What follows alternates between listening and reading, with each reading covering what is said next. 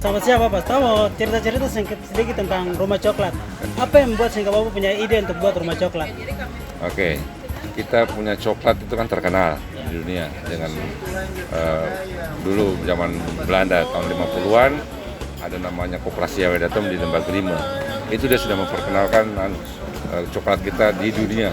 Situ dengar namanya coklat Van Houten, itu sudah. Asalnya dari sini. Itu sudah kita punya. Nah, pada tahun 2006 sampai 2010 itu kan dong pernah ada gerakan wajib tanam kakao. Pada saat itu 2010 itu ada terserang hama dan habislah semua kita. Sekarang tinggal 1.500-an yang masih produktif, itu pun produktivitas kurang. Kita dengan melalui planting, kita buat rencana banyak. Kita buat rencana yang komprehensif dari hulu ke hilir. Salah satunya adalah ini, rumah coklat itu untuk memproduksi coklat-coklat yang ada di masyarakat. Walaupun ini masih minimalis, tapi kita paling tidak kita sudah punya produk. Sudah bisa nampung produk masyarakat di sini. Toh? Terus ini juga untuk PON. Baik Bapak, Ya. ini fokus perkebunan ini Kalau ada di mana? coklat itu ada di wilayah 3 dan 4. Empat. Ya, itu saja. Sekarang ada berapa hektar di sana dan rencana ke depan? Udah, jadi kita ada rencana untuk replanting 3.700 hektar.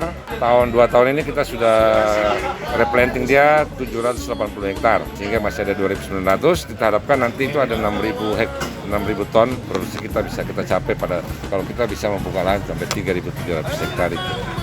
Oke, ini Bapak pasti dalam rumah menjadi branding jadi kita, brandnya Kabupaten Jayapura. karena sejarahnya itu kan coklat ada di Grime, dulu kan Genyem dengan Koperasi Awedatum. Sekarang kita buat branding dia coklat Grime. Jadi kita akan perkenalkan coklat Kabupaten Jayapura sebagai coklat Grime. Apa saja yang bisa dihasilkan dari rumah coklat ini? Nah, selain powder, kita juga menghasilkan permen coklat batangan, itu berbagai jenis rasa nanti.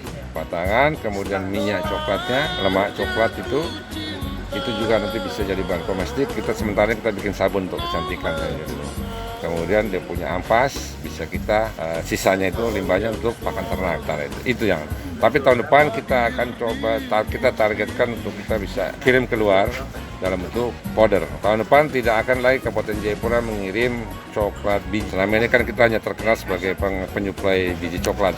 Tahun depan kita akan produksi dengan tepung ya lebih besar lagi begitu. Bagaimana Bapak lihat animo petani dan animo masyarakat terhadap brand coklat yang ada di sini?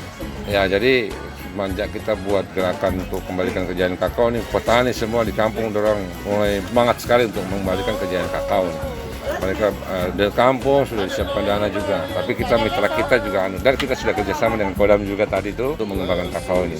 Jadi semangat sekali mereka dengan karena ini uang emas hijau dia. Terakhir harapan Bapak punya ide untuk buat rumah coklat ini Bapak? Iya, harapan kita kan nanti setelah ini bisa dikenal. Jadi kita ingin coklat kita ini dikenal oleh semua orang kembali.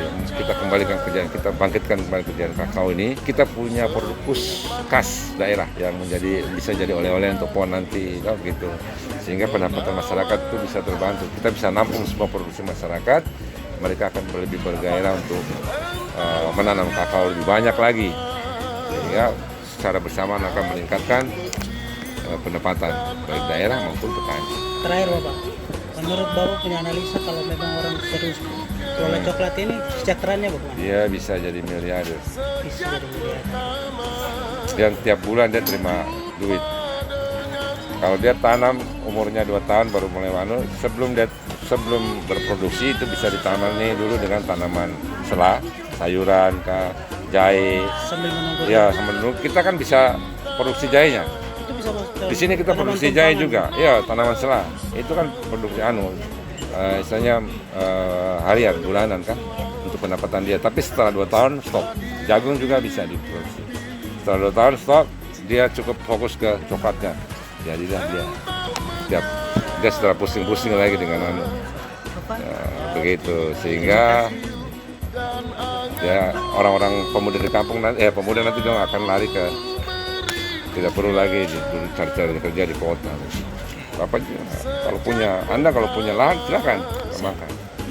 Ide yang luar biasa. Ya.